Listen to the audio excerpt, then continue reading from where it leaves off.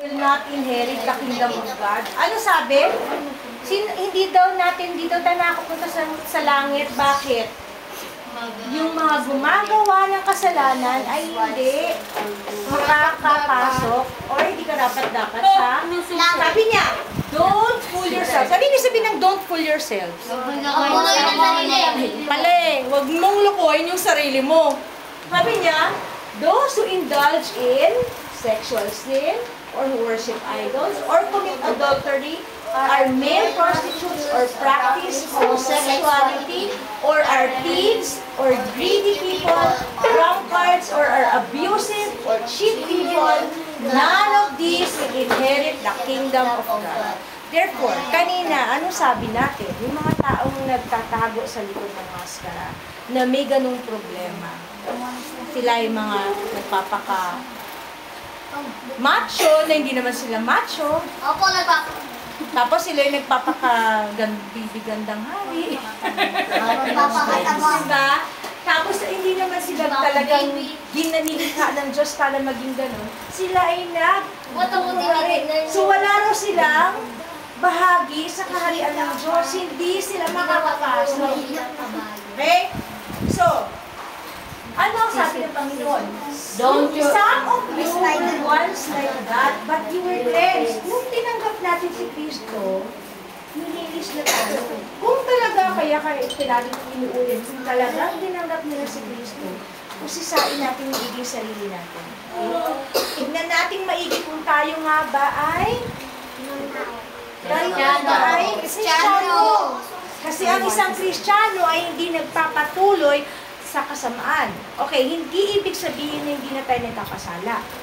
Kasi araw-araw na nandito sa isang mundo, nagkakasala pa rin tayo. Pero hindi tayo nagpapatuloy sa kasamaan. Kung ikaw ay dating, kunwari, bakla, di huwag ka na magpakabakla. Ituwid mo na yung sarili mo. Bakit? Alam mo na yung totoo eh. Lalaki ka eh. Pagtingin mo sa salamin, alam mo lalaki ka eh. Bakit mo pa dinadaya yung sarili mo?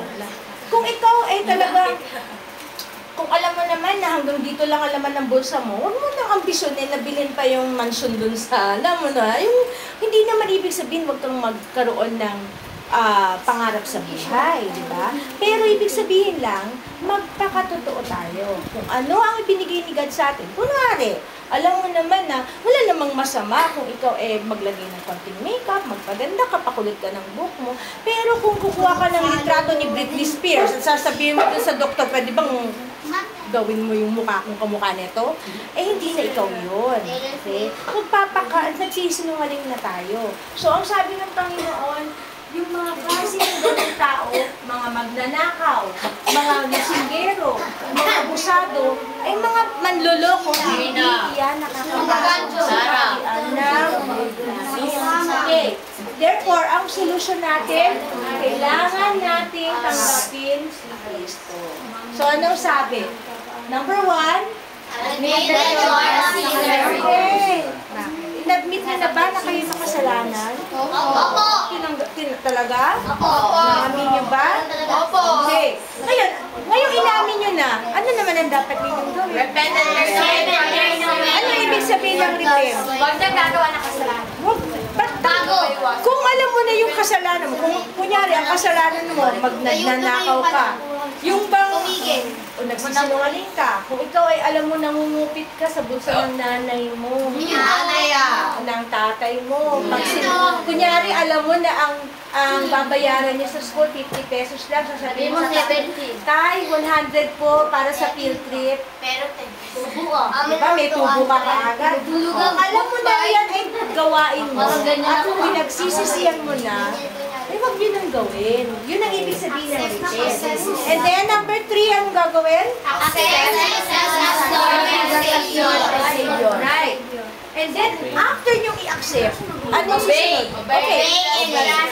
Alam niyo ba na maraming tao nakakakilala kay Jesus pero hindi naman sumusunod sa Kanya? Okay, so tayo na nakakakilala sa Kanya, dapat susunod.